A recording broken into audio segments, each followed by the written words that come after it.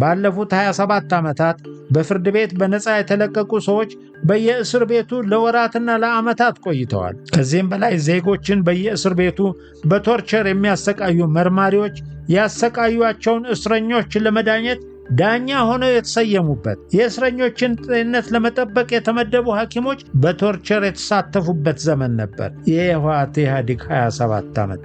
በሌላ በኩል ጠንካራ የሥነ ምግባር እሴት ያዳበሩ በማኅበረሰቡ ላይ የሚደርሰውን ግፍና ሰቆቃ የተቃወሙና ለዲሞክራሲያዊ ሥርዓት መዳበር የታገሉ ዜጎች ተገድለዋል፣ በየእስር ቤቱ ተሰቃይተዋል፣ ሀገራቸውን ጥለው ተሰደዋል። የመንግሥት ሠራተኞች ከሥራቸው እየተባረሩ፣ ነጋዴዎች እንዲከስሩ እየተደረጉና ድርጅታቸው እየተዘጋ እስከነ ቤተሰቦቻቸው በረሃብ እንዲሰቃዩ ተደርጓል። በተቃራኒው በሥነ ምግባራዊ እሴቶቻቸው የዘቀጡ ሕሊናቸው ለአፍቅሮተ ነዋይ የሸጡ ግለሰቦች በተንደላቀቀ ኑሮ ተቀማጥለዋል። ልማታዊ የሚለው የህወሓት ኢህአዴግ የይለፍ ቃል የተሰጣቸው አርቲስቶች፣ ጋዜጠኞች፣ መምህራን፣ ገበሬዎች ወዘተ የሥርዓቱ ተጠቃሚዎች ሆነዋል። ከሥርዓቱ መጠጋት የሚያስገኘውን ትሩፋት የተመለከቱ የዩኒቨርሲቲ ተማሪዎች ከመመረቃቸው አስቀድሞ የኢህአዴግ አባል ሆነዋል። የኢህአዴግ አባል መሆን ተምረው ከሚያገኙት ዲግሪና ዕውቀት በላይ ጠቃሚ እንደሆነ በማመናቸው ለትምህርቱ የሚሰጡት ግምት ዝቅ ብሏል። ትምህርታቸውን በሚገባ የሚያጠናቅቁ ከፍተኛ የሥነ ምግባር እሴት የታነጹ ተማሪዎች ከዩኒቨርሲቲ በኋላ በሚጠብቃቸው ፈተና የተነሳ ፈተና ይገጥማቸዋል። ከጊዜ በኋላም የወስፋታቸው ጩኸት የህሊናቸውን ጩኸት እንዳያዳምጡ እያደረጋቸው ለሥርዓቱ ማጎብደድን ብቸኛ ዕጣቸው ያደረጉት ጥቂቶች አይደሉም። በዚህ መንገድ ነው ህወሓት ኢህአዴግ በሥነ ምግባር እሴት ደረጃው የዘቀጠ ማኅበረሰብን ያፈራው።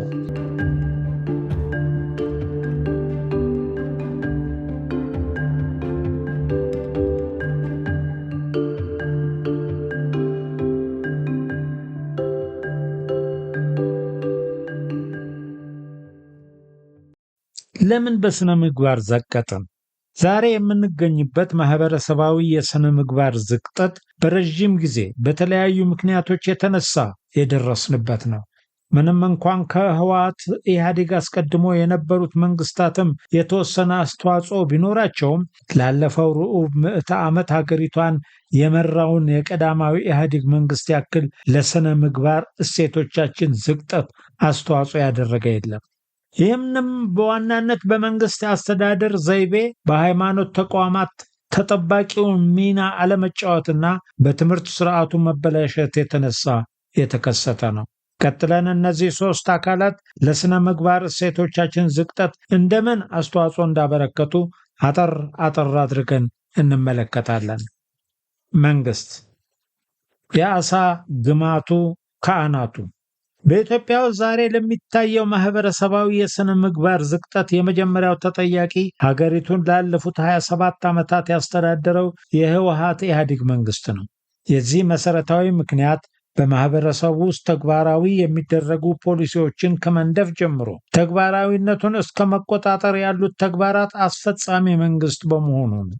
ከዚህም በተጨማሪ የፍትህና የትምህርት ስርዓቶችን ተግባራዊነት በመከታተል የዜጎችን ሁለንተናዊ እድገትና የሰብአዊ መብት ጥበቃ መቆጣጠርም የመንግስት ድርሻ ነው። የትምህርት ስርዓቱና የሃይማኖት ተቋማት ለሀገራዊ የሥነ ምግባር ዝቅጠት እንደምን መንስኤ እንደሆኑ ኋላ ላይ በተከታታይ እንመለከታለን። በዚህ ንዑስ ክፍል ህወሓት ኢህአዴግ እንደ መንግስት የፖሊሲና የፍትህ ተቋማትን ማህበረሰባዊ ተቀባይነት በማሳጣት እንዴት የስልጣንና የሀብት ማካበቻና መጠበቂያ እንዳደረጋቸው እንዲሁም የሲቪል ሰርቪሱን የሥነ ምግባር ይዞታ እንደምን እንዳዘቀጠውና ይህ በተራው ለሀገራዊ የሥነ ምግባር ብልሽት የተጫወተውን ወሳኝ ሚና እንመለከታለን። የአሳ ግማቱ ከአናቱ የሚለው የአማርኛ ተረትና ምሳሌ ህወሓታውያን የሥነ ምግባር ዝቅጠት በደንብ ይገልጸዋል። የህወሓት ኢህአዴግ ዘመን የሥነ ምግባር ብልሽት የጀመረው ከታች ከጀሌው ሳይሆን ከላይ ከመሪዎቹ ነው። የሀገሪቱን የመጨረሻ ከፍተኛ ስልጣን ከያዙት ጠቅላይ ሚኒስትር ጀምሮ በስልጣን እርከን ቁልቁል እየወረደ እስከ የጥበቃ ሰራተኛው ደርሷል። የፖሊስ ተቋሙ ከባለስልጣናት በሚሰጠው ትዕዛዝ ዜጎቹን የሚያስርና የሚያሰቃይ፣ አደባባይ የወጡ ሰላማዊ ሰልፈኞች ላይ ተኩስ ከፍቶ የሚገድል የህዝብ ጠላት ተደርጓል። ፍርድ ቤቶች ትዕዛዝ እየተቀበሉ የሚፈርዱ ሆነዋል። በሀገሪቱ ውስጥ ከፍተኛ ስልጣን ያለው የህዝብ ተወካዮች ምክር ቤት የህወሓት ኢህአዴግን ስልጣን የመጠበቂያ ዝርፊያና አምባገነንነትን የማጽደቂያ መሳሪያ ሆነዋል። ህወሓት ለሁለት በተከፈለበት ጊዜ በመለስ ዜናዊ የሚመራውን ክንፍ ስልጣን ለመጠበቅ የስየ ህግ በመባል የሚታወቀውን ህግ አጽድቋል። የፕሬስ አፈናውንና የሰብአዊ መብት ረገጣውን የሚቃወሙ አካላትን ለማፈን የጸረ አሸባሪነትን አዋጅ አጽድቋል። ከህወሓት ኢህአዴግ የስልጣን ዘመን በቀደሙ መንግስታት በማህበረሰቡ ውስጥ ትልቅ ዋጋና ክብር የነበራቸው ትምህርትና የተማረ ሰው ክፉኛ ተደቁሷል። በትምህርትና በተማረ ሰው ላይ የነበረውን ክብር የመግፈፉ ሂደት የተከናወነበትን ሁኔታ በተለያዩ ክፍሎች ለይተን ልንመለከተው እንችላለን። የመጀመሪያው ሂደት በደርግ ዘመን የነበሩና የህወሓት ኢህአዴግ የጥፋት መሳሪያ ለመሆን የፈቀዱ እንደነ ወይዘሮ ገነት ዘውዴ በኋላ ዶክተር ያሉትን መጠቀም ነው። ዶክተር ገነት ዘውዴ የትምህርት ሚኒስቴር በሆኑ በጥቂት ዓመታት ውስጥ የትምህርት ጥራት በከፍተኛ ፍጥነት በማሽቆልቆሉ መምህራንና ወላጆች በሚኒስትሯ ላይ ከፍተኛ ተቃውሞ አሰምተው ነበር። በዚህ ወቅት የወቅቱ ጠቅላይ ሚኒስትር መለስ ዜናዊ የኢህአዴግን ዓላማ እስከተቀበለ ድረስ ማንም ቢሆን ሚኒስቴር ሊሆን እንደሚችል ለኢትዮጵያ ሕዝብ በግልጽ አስረድተዋል፣ አርድተዋል። ይህ ደግሞ እስከ ዛሬ ድረስ በመንግስት ስልጣን ላይ የሚንጸባረቅ እውነት ነው። በ1983 ዓ.ም ህወሓት ኢህአዴግ መንግስት ሲመሰርት ሚኒስትር ከነበሩ ሰዎች መካከል አብዛኞቹ ለ27 ዓመታት ከአንዱ ሚኒስቴር መስሪያ ቤት ወደ ሌላው እየተሸጋገሩ በሚኒስትርነት ግፋ ካለ ደግሞ በአምባሳደርነትና በጠቅላይ ሚኒስትር አማካሪነት ሲሰሩ ቆይተዋል። ግብርና ሚኒስትር ሆኖ ያልተሳካለት የገቢዎች ሚኒስትር ሆኖ ይሾማል። የፖሊስ ኮሚሽነር ሆኖ ያልተሳካለት የመገናኛና ትራንስፖርት ሚኒስቴር፣ እዚያም ካልተሳካለት የውጭ ጉዳይ ሚኒስትር ይሆናል። በ27 ዓመታት ውስጥ መምህር የነበረ ሚኒስትር ተመልሶ መምህር፣ ኢኮኖሚስት የነበረ ሚኒስትር ተመልሶ ኢኮኖሚስት ሲሆን አንድም ጊዜ አልታየም። ይህ የሚያሳየው ጠቅላይ ሚኒስትሩ እንዳሉት ፖለቲካዊ ታማኝነት እንጂ ዕውቀትና የሙያ ልምድ ህዝብን ለማገልገል መመዘኛ እንዳልነበረ ነው። ህወሓት ኢህአዴግ ማህበረሰቡ ለተማረ ሰውና ለትምህርት ያለውን አመለካከት የገደለበት ሁለተኛው መንገድ ያልተማሩ ባለዲግሪዎችን ከየዩኒቨርሲቲው በብዛት ማምረት ነበር። በርካታ ዩኒቨርሲቲዎችን በየአካባቢው በመክፈት በተለያዩ ሙያዎች ዲግሪ ያዙ፣ ነገር ግን ለደረጃው የሚመጥን ዕውቀት የሌላቸው ወጣቶችን በብዛት በማምረት ባለዲግሪዎችን ዶሮ አርቢና ድንጋይ ጠራቢ ያደረጋቸው። ችግሩ ባለዲግሪ ሆኖ ዶሮ ማርባት አይደለም፣ ዲግሪው ከስራው ጋር በማይገናኝ የትምህርት መስክ የተገኘ መሆኑ ነው። እያደር ዲግሪ ባለውና በሌለው መካከል ልዩነት ያጣው ማህበረሰብ በትምህርት ላይ መሳለቅ ጀመረ። ሌላው በተለይ በ1997 ምርጫ በኋላ ህወሓት ኢህአዴግ ተግባራዊ ያደረገው ተግባር የሁለተኛና የሶስተኛ ዲግሪን የሚመለከት ነው። እንደሚታወቀው ኢህአዴግን እርቃኑን አስቀርተው በ1997 ምርጫ ባልጠበቀው መንገድ እንዲሸነፍ ካደረጉት ምክንያቶች አንዱ በተቃዋሚ ድርጅቶች ውስጥ የነበሩ ምሁራን የእውቀትና የህይወት ልምድ ነው። ብዙዎቹ የህወሓት ኢህአዴግ ባለስልጣናት ሁለተኛ ደረጃን በቅጡ ያላገባደዱ ነበሩ። ጥቂቶቹ የዩኒቨርሲቲ ትምህርታቸውን አቋርጠው ለትግል ወደ በረሃ የገቡ ቢሆኑም ከድል በኋላ ተመልሰው መጽሐፍ ለመግለጥ ፍላጎት አልነበራቸውም። እነዚህ ባለስልጣናት በ1997 የምርጫ ቅስቀሳ ወቅት ከነ ዶክተር መረራ ጉዲና አሁን ፕሮፌሰር፣ ዶክተር ብርሃኑ ነጋ አሁን ፕሮፌሰር፣ አንዱዓለም አራጌ ወዘተ ጋር በተለያዩ ጉዳዮች ላይ ለመከራከር ሲቀርቡ ገመናቸው ተጋለጠ። በዚህ የተማረረው ህወሓት ኢህአዴግ የራሱን ዶክተሮች በሰፊው ማምረት ጀመረ። ይህ በሰፊው ተግባራዊ የተደረገው በሲቪል ሰርቪስ ዩኒቨርሲቲ ሲሆን በአዲስ አበባና በሌሎች ዩኒቨርሲቲዎችም የተለያዩ የሶስተኛ ዲግሪ ፕሮግራሞችን በመክፈትና ካድሬዎቹን መልምሎ በመላክ ለመጀመሪያ ዲግሪ የሚመጥን ዕውቀት የሌላቸው የሁለተኛና የሶስተኛ ዲግሪ ባለቤቶችን አፈራ። በተለይ ከሲቪል ሰርቪስ ዩኒቨርሲቲ በስተቀር ሌሎች ዩኒቨርሲቲዎች አሰራሩ ላይ በተለያየ ደረጃ ተቃውሞ ቢያሰሙም በፖለቲካ አቋማቸው ተመልምለው የሚሾሙት የዩኒቨርሲቲ ፕሬዚዳንቶች ጆሮ ሊሰጧቸው አልፈቀዱም። በዚህ አይነት ኢህአዴግ በ1997 የምርጫ ክርክር ገመናውን በአጭር ጊዜ ዲግሪ እደላ ለመሸፈን ሞከረ። ከዚያም የህወሓት ኢህአዴግን ፖሊሲዎች ልማታዊና ያስመዘገበውን እድገት የሚተነትኑ ካድሬ ዶክተሮች ቴሌቪዥንና ሬዲዮን አጣበቡት። ማህበረሰቡ ዶክተርና ከመጠሪያነት የዘለለ ፋይዳ እንደሌለው ማሰብ ጀመረ። ህወሓት ኢህአዴግ በእነዚህና በሌሎች ተከታታይ ተግባራት የትምህርትን ዋጋ ከማህበረሰባዊ የሥነ ምግባር እሴት ልኬት ውስጥ ፋቀው። ሌላው መንግስት ማህበረሰባዊን የስነ ምግባር እሴት ካዘቀጠበት ሴክተር አንዱ አስተዳደር ነው። የመልካም አስተዳደር እጦት። በመሰረቱ መልካም አስተዳደር በመልካም ስነ ምግባር የታነጹ የመንግስት ሰራተኞችን ይፈልጋል። በመልካም ስነ ምግባር የታነጸ የመንግስት ሰራተኛ ደግሞ በተራው በመልካም የስነ ምግባር እሴቶች ላይ የተመሰረተ መንግስት ይፈልጋል። የኢትዮጵያ ትልቁ ችግር መልካም ስነ ምግባር የሚከተል መንግስት አለመኖሩ ነው። በዚህ ነው የአሳ ግማቱ ከአናቱ ተገቢው መግለጫ የሚሆነው። የመንግስት ባለስልጣናት የስነ ምግባር እሴት እጅግ የላሸቀ ነው። ከሀገርና ከህዝብ ገንዘብ ይዘርፋሉ፣ የደሃን መሬት ነጥቀው ፎቅ ይሰራሉ። ምንም ይሁን ምን የማንም ያጓጓቸውን ነገር ሁሉ ይነጥቃሉ። ቤተሰባዊ ህይወታቸው ድብቅና ለምሳሌ የማይበቃ ነው። ትዳር ይኑራቸው አይኑራቸው፣ ልጆች ይኑሯቸው አይኑሯቸው እምብዛም የሚታወቅ አይደለም። በሴሰኝነትና በስካር የሚታወቁ የመንግስት ባለስልጣናት ጥቂቶች አይደሉም። ታዲያ እንዲህ ያሉ ግለሰቦችን ያዋቀሩት መንግስት እንዴት መልካም የመንግስት ሰራተኞች ሊኖረው ይችላል? በመሆኑም የህወሓት ኢህአዴግ ባለስልጣናት በየመስሪያ ቤቱ ያለውን ሰራተኛ የሥነ ምግባር ጉድለት ለመቆጣጠር እርምጃ የመውሰድ ሞራላዊ ብቃት አልነበራቸውም። ከተግባራዊ እርምጃ ይልቅ ራሳቸውን ግምገማ ብለው በሰየሙት ፌዝ ጠመዱ። ለመንግስት ሰራተኞች ደግሞ የሥነ ምግባር መመሪያዎች በየግድግዳው ላይ ለጠፉለት። ይህ ሁሉ ዘረፋና ጉቦን የህወሓት ኢህአዴግ የሲቪል አስተዳደር አርማ ከመሆን አላገደውም። በየመስሪያ ቤቱ መንገላታት የዜጎች የዕለት ተዕለት ተግባር ሆነ። አቤት የሚሉበት የበላይ ከሰው የሚረቱበት ፍርድ ቤት አጡ። በመሆኑም ገንዘብ ያላቸው በጉቦ ድሆች በእንባና በመለማመጥ ጉዳያቸውን ለማስፈጸም ተገደዱ። የህዝብ አገልግሎት ሲቪል ሰርቪስ ከሌሎች ሙያዎች በተሻለ በስነ ምግባር የታነጹ ሰራተኞችን ይፈልጋል። ይሁን እንጂ በሀገሪቱ ውስጥ ያሉ የህዝብ አገልጋዮች ከሁሉም በላይ ከፍተኛ የስነ ምግባር ዝቅጠት የሚታይባቸው ነው። በመጀመሪያ ደረጃ መንግስት ተጠያቂነትን ለማስፈን አልቻለም። ከህዝቡ ውስጥ ጥቂት የህወሓት ኢህአዴግን መሪዎች አርአያነት ተቀብሎ የሌብነቱና የኢፍትሐዊነቱ አባሪ ሆነ። አብዛኛው ደግሞ በምን አገባኝ ጆሮ ዳባ ልበስ ብሎ አደባ። ከፍተኛ የመንግስት ባለስልጣናት ራሳቸው ከተጠያቂነት ለመዳን ተጠያቂነትን ለማስፈን የሚያግዙ እንደ ፖሊስና ፍትህ ያሉ ተቋማትን ሽባ አደረጓቸው። የጸጥታና ደህንነት መስሪያ ቤትም ቢሆን የመንግስት ባለስልጣናትን ህልውና መጠበቂያ መሳሪያ ከመሆን የዘለለ ሚና አጣ።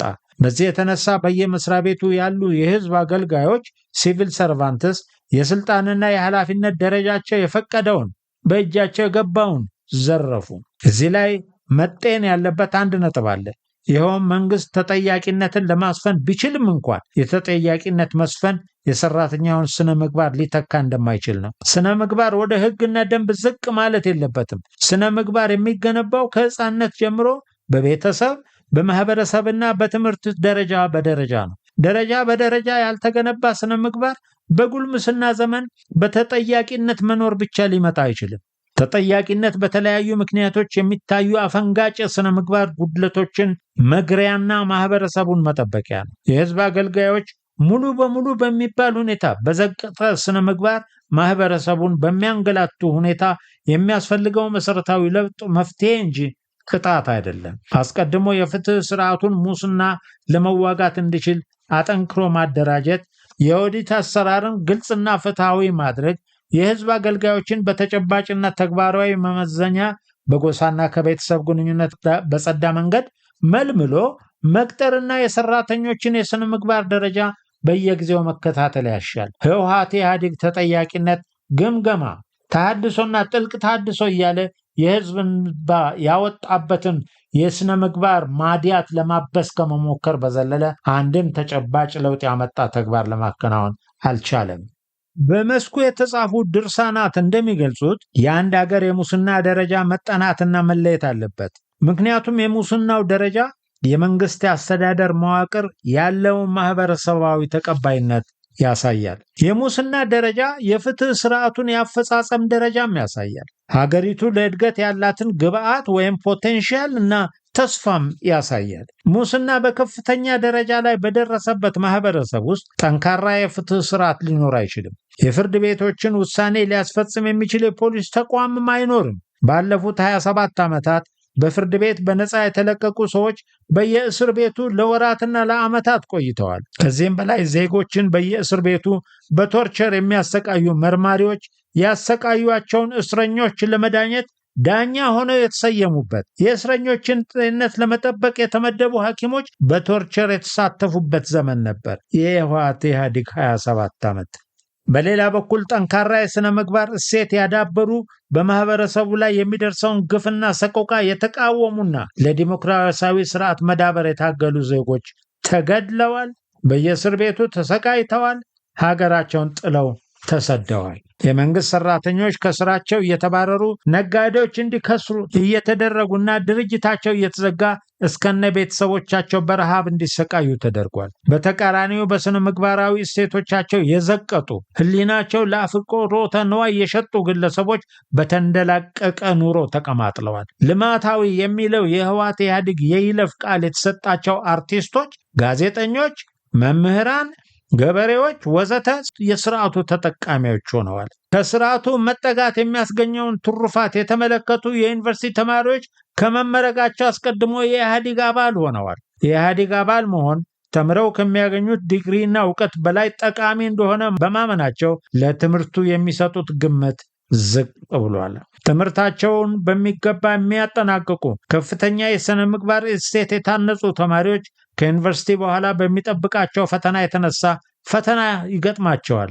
ከጊዜ በኋላም የወስፋታቸው ጩኸት የህሊናቸውን ጩኸት እንዳያዳምጡ እያደረጋቸው ለስርዓቱ ማጎብደድን ብቸኛ ዕጣቸው ያደረጉት ጥቂቶች አይደሉም። በዚህ መንገድ ነው ህወሓት ኢህአዴግ በሥነ ምግባር እሴት ደረጃው የዘቀጠ ማህበረሰብን ያፈራው። ትምህርት የሥነ ምግባር ግዴታዎች የትምህርት መሰረት በማድረግ የሰው ዝንባሌዎች በመላ እንዲያድጉ መርዳት ከእውነተኛው የትምህርት ዓላማ ያደርሳል። የተሞላ መንፈስ ያለው ሰውነት ለማግኘት ይቻላል። ያን ጊዜ ለጥቂት ወይም ለቅርብ ተድላ ከማሰብ አልፎ በተለይ የማርካት ኃይል ያለው ንጹህ የመንፈስ ደስታ መኖሩን ይረዳል። እንዲህ ያለው ንጹህ የደስታ ቀመሰ ሰው ለህይወት ዋጋዎች ሁሉ በትጋት ያስባል፣ ለእውነት ይከራከራል፣ ለነጻነት ይታገላል፣ ለትክክል ፍርድ ይሟገታል፣ ለውበት ይደነግጣል፣ ያደንቃል። ይህ ከማናቸውም ጥቅማዊ ነገር የበለጠ ደስታ በቁጭት ያስገኛል። እጓለ ገብረ ዮሐንስ እንደገለጸው ማለት ነው። በደምሳሳው ትምህርት ማለት በሰዎች አእምሮ ላይ ተጽዕኖ በመፍጠር የአስተሳሰብና የአሰራር ለውጥ እንዲያመጡ የሚያደርግ ማንኛውም ተግባር ወይም ገጠመኝ ነው። በትምህርት አማካይነት በሰዎች አእምሮ ላይ የሚመጣው ለውጥ ሰዎች ያላቸውን እምቅ አቅም እንዲጠቀሙ ያስችላል። ይህም በተራው የሰዎችን ኑሮ እየቀለለና እየዘመነ እንዲሄድ ያደርጋል። በትውልዶች ሰንሰለት ውስጥ ባለው ማህበረሰባዊ ትስስር ውስጥ የሰዎች ዋናው ተግባር ዕውቀትን፣ ክህልንና አመለካከትን እያበለጸጉ ማስተላለፍ ነው። ለዚህ ደግሞ ትምህርት ዋናው መሳሪያ ነው። ያለ ትምህርት ዕውቀትና ክህል ሊዳብር አይችልም። ከትውልድ ወደ ትውልድ ሊተላለፍም አይችልም። ለዚህ ነው ትምህርት ለማህበረሰባዊ ሽግግር ቁልፍ ጉዳይ ነው የሚባለው። ከሁሉ አስቀድሞ ግን የትምህርት አብይ ጥቅም የግለሰቦችን ስብዕና መገንባትና በእውቀት ማነጽ ነው። የተማረ ሰው በእውቀት ታንጾ በስነ ምግባር ተቀርጾ ሙሉ ሰው የተሻለ ዜጋ ይሆናል። በእውቀት የታነጸ የተሟላ ስብዕና ያለው ዜጋ የማህበረሰቡ የመሰረት ድንጋይ ነው። ዜጎችን በእውቀት ማደርጀትና በስብዕና ማነጽ በተወሰነ ወቅት የሚከናወን ተግባር አይደለም። ከልጅነት እስከ እውቀት የሚከናወን ሂደት ነው። በዚህ ሂደት ውስጥ የሥነ ምግባር ትምህርት ትልቅ ድርሻ አለው። ትምህርት ከህይወት ገጠመኝ ሊገኝ ቢችልም ዋናው የትምህርት ማዕከል ትምህርት ቤቶች ናቸው። ትምህርት ቤቶች ከእውቀትና ክህል በተጨማሪ ተማሪዎችን በስነ ምግባር ያነጻሉ። ሕፃናት ጥሩ ዜጋና የመልካም ስብዕና ባለቤቶች ሊሆኑ የሚችሉት በትምህርት ቤት በሚሰጣቸው የሥነ ምግባር ትምህርት አማካይነት ነው። ይሁን እንጂ ዜጎች የሥነ ምግባር ትምህርት የሚያገኙት በትምህርት ቤት ብቻ አይደለም። በአንድ ማህበረሰብ ውስጥ የተሟላ የሥነ ምግባር ትምህርት በአራት ደረጃዎች ተካፍለው የሚሰጥ ነው። በቤተሰብ ውስጥ፣ በትምህርት ቤት፣ በዩኒቨርሲቲና በስራ ቦታ። በቤተሰብ ውስጥ የሚሰጥ የሥነ ምግባር ትምህርት ለሕፃናት የሥነ ምግባር እሴቶች ግንባታ መሰረት ሲሆን መረጃ በመስጠት ላይ ያተኮረ ነው። ሕፃናት ወላጆቻቸው የሚያደርጉትን በማየት ፈለጋቸውን ይከተላሉ። ወላጆቻቸውን ሞዴል ያደርጋሉ። ወላጆቻቸው የሚያከናውኗቸውን ተግባራት ተከትለው ያከናውናሉ። ወላጆቻቸው ተግባራት ላይ በመመስረት ማህበረሰባዊ ተቀባይነት ያላቸውን እሴቶች የትኞቹ እንደሆኑ መረጃ ያዳብራሉ። ከተግባራዊ አርአያነታቸው በተጨማሪ ወላጆች በተረቶችና በጨዋታዎች የልጆቻቸውን የሥነ ምግባር እሴት በመረጃ ያበለጽጋሉ።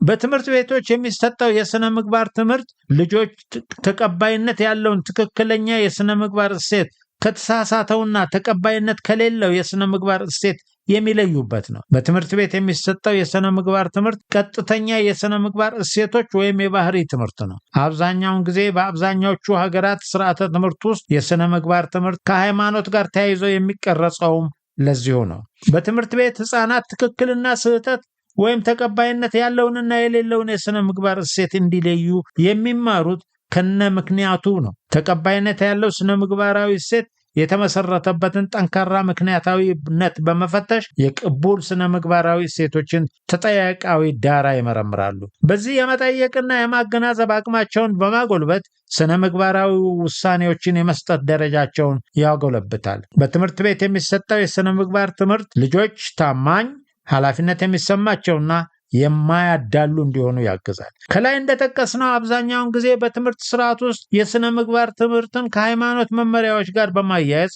ወይም በማቆራኘት በሥነ ምግባር ትምህርት ምትክ የሃይማኖት ትምህርት ማስተማር ይዘወተራል። የሀገራችንን የዘመናዊ ትምህርት አጀማመር ብንመለከት የሥነ ምግባር ትምህርት የሚሰጠው ከክርስትና ሃይማኖት መመሪያዎች ጋር ተቆራኝቶ ነበር። የተማሪዎችን ሥነ ምግባር ለማዳበር በኦርቶዶክስ ክርስትና ሃይማኖት መመሪያዎችና ስነ ጽሑፎች በትምህርት ቤት ይሰጡ ነበር። ይህንንም ፓንክረስት ሲልቪያ ፓንክረስት ማለት ነው በ1953-55 ኢትዮጵያ የካልቸራል ሂስትሪ ግሬት ብሪቴን ፍሊቸር ኤንድ ሳንስ ሊሚትድ ገጽ 232 ላይ ገልጾታል። ይህ በጎ ቢሆንም ሥነ ምግባርን በሃይማኖት መመሪያዎች እንዲመዘኑ በማድረግ ያጠባዋል። የኦርቶዶክስ ክርስትና የሥነ ምግባር እሴቶች፣ የካቶሊክ ክርስትና የሥነ ምግባር እሴቶች፣ የእስልምና ሥነ ምግባራዊ እሴቶች ወዘተ የሃይማኖቱ ደንቦች እንጂ አጠቃላይ ሰብአዊ የሥነ ምግባር እሴቶች አይሆኑም። እነ ጋርዴሊ በ2014 የጻፈው ውስጥ ነው። ጋርዴሊ አለርባይ ኤንድ ፔራሰን በ2014 Why Philosophical Ethics in Schools Implications for Education in Technology in General in Ethics and Education ቮሊዩም 9 ቁጥር 1 ገጽ 16-28 የተጻፈውን ነው። እነ ጋርዴሊ በዚሁ በ2014 የሥነ ምግባርን በትምህርት ቤት ማስተማር የሚያስፈልገው በሶስት ዋና ዋና ምክንያቶች የተነሳ እንደሆነ ይገልጻሉ። ከእነዚህ ምክንያቶች መካከል የመጀመሪያው ማህበረሰባዊ መስተጋብር ሶሻላይዜሽን አርጉመንት፣ የትምህርት ቤት ዋናው ተግባር ተማሪዎችን ጥሩ ዜጋ እንዲሆኑ ማድረግ ነው። ይህ ደግሞ ተማሪዎቹ በማህበራዊ ተሳትፎ ውስጥ በሚከተሏቸው እና በሚያዳብሯቸው የሥነ ምግባር እሴቶችና ለነዚህ የሥነ ምግባር እሴቶች መሰረት ባደረጓቸው ምክንያቶች ጥንካሬ ላይ የተመሰረተ ነው። ሁለተኛው ሥነ ምግባርን የማስተማሪያ ምክንያት መልካም ኑሮን መምራት ወይም ኳሊቲ ኦፍ ላይፍ አርጉመንት ነው። ትምህርት የተማሪዎችን የወደፊት ኑሮ መልካም እንዲሆን ማገዝ ካልቻለ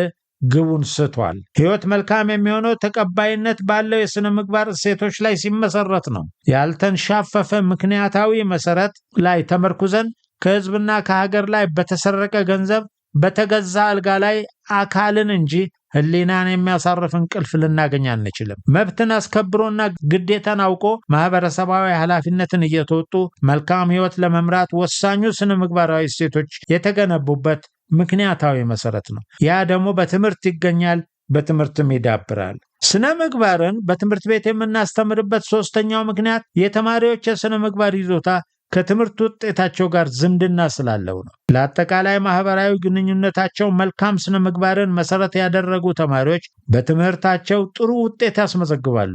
እነ ጋርዴሊ በ2014 ይህን ምክንያት የመሳሪያነት ምክንያት ዘቱል አርጉመንት ይሉታል። እንደ ምሁራኑ አገላለጽ በበጎ ሥነ ምግባር የታነጹ ተማሪዎች የተበላሸ የሥነ ምግባር መሰረት ካላቸው የተሻለ በትምህርታቸው ጥሩ ውጤት ያስመዘግባሉ። ጥሩ ሥነ ምግባር በአብዛኛው ከጥሩ የትምህርት ውጤት ጋር ቀጥተኛ ዝምድና አለው። በአጠቃላይ ተማሪዎች የትምህርት ውጤታቸው መልካም ሆኖ ጥሩ ዜጋ ሆነው መልካም ሕይወት እንዲኖሩ ሥነ ምግባር በትምህርት ቤቶች ውስጥ ስርዓተ ትምህርት ተቀርጾለት በትምህርት አይነትነት ይሰጣል።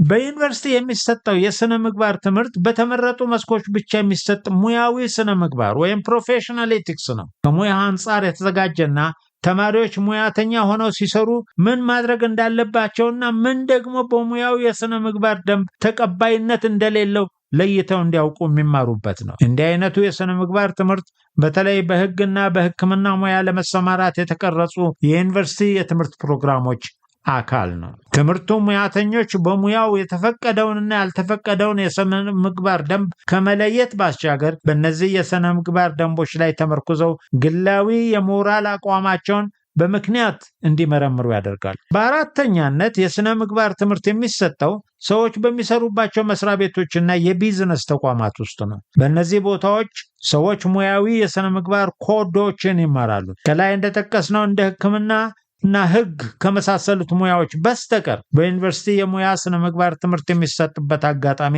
እጅግ ውሱን ነው።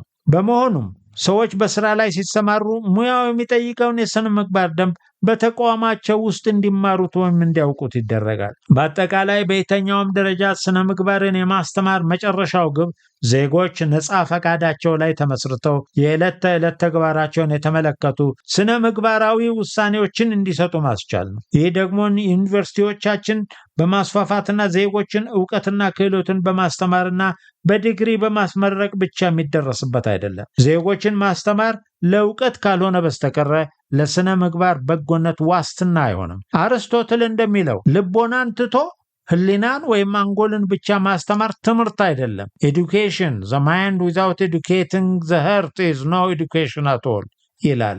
ከደርግ መንግስት መውደቅ በኋላ ተግባራዊ የተደረገው የትምህርት ስርዓት የሥነ ምግባር ትምህርት ይዘትን ከላይ ከጠቀስነው መንደርደሪያ አንጻር ስንፈትሸው የምንደርስበት መንደርደሪያ አሉታዊ ነው። ወደ ኋላ መለስ ብለን የአፄ ኃይለ ሥላሴን መንግስት የትምህርት ስርዓት ብንመለከት ምንም እንኳን የኦርቶዶክስ ክርስትና ሃይማኖትን መሰረት ያደረገ ቢሆንም የሥነ ምግባር ትምህርት ግብረ ገብነት ተብሎ በትምህርት አይነትነት በተለይ በአንደኛ ደረጃ ትምህርት ቤቶች በሰፊው ይሰጥ ነበር። በዚህም ልጆች በማህበረሰቡ ዘንድ ተቀባይነት ያላቸውን የሥነ ምግባር እሴቶችና የተመሰረቱባቸውን ሃይማኖታዊ መመሪያዎች ይማሩ ነበረ።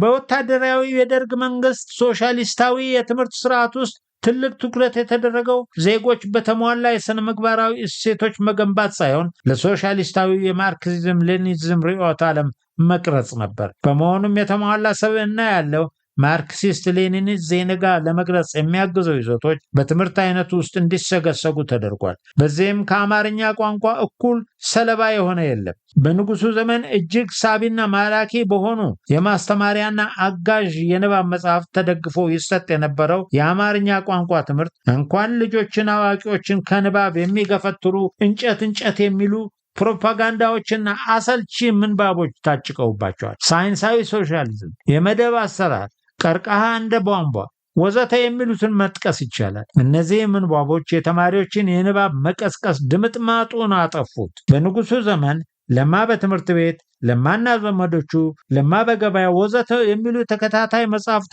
ከአንደኛ ክፍል ጀምሮ ማስተማሪያ ነበሩ።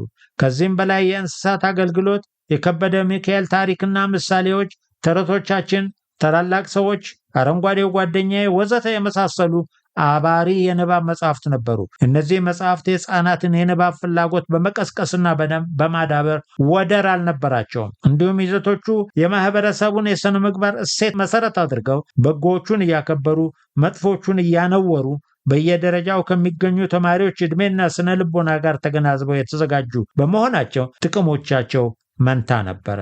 በተጨማሪም ፖለቲካ እንደ አንድ የትምህርት አይነት እስከ ዩኒቨርሲቲ ድረስ ይሰጥ ነበር። በዚህ መንገድ ደርግ በማህበረሰቡ ውስጥ ጸንተው የቆዩ ስነ ምግባራዊ እሴቶች ባልሰከኑ ሶሻሊስታዊ ጽንሰ ሐሳቦች ደፈጠጣቸው። መከባበር ከመጨቋቆን ጋር ተሳከረ። ባለፈው ሩብ ምዕት ዓመት አገሪቱ በተከተለችው ስርዓተ ትምህርት ውስጥ የስነ ምግባር ትምህርት ስነ ዜጋ ተብሎ ከአምስተኛ ክፍል ጀምሮ በትምህርት ሲሰጥ ቆይቷል። ትምህርቱ አዎንታዊ የዜግነት ስብዕና ለመገንዘብ የሚያግዙ የስነ ምግባር እሴቶችን መሰረት አድርጎ የተዘጋጀ ነው። በየክፍል ደረጃው የአቀራረብ ደረጃው የተለያየ ቢሆንም በዋናነት የዜግነት መብትና ግዴታን፣ የመብት አይነቶችን፣ የዲሞክራሲያዊ ስርዓት ምሰሶዎችንና የሥራ ባህልን ወዘተ የመሳሰሉ የትምህርት ይዘቶች ላይ የተመረኮዙ ናቸው። የትምህርቱ ትልቅ ችግር እነዚህ እሴቶች ሰው በመሆን በተፈጥሮ የሚገኙ ሳይሆን በኢህአዴግ በጎ ፈቃድና መስዋዕትነት ወደ ምድር የወረዱ አድርጎ ማቅረቡ ነው። በየመጽሐፍቱ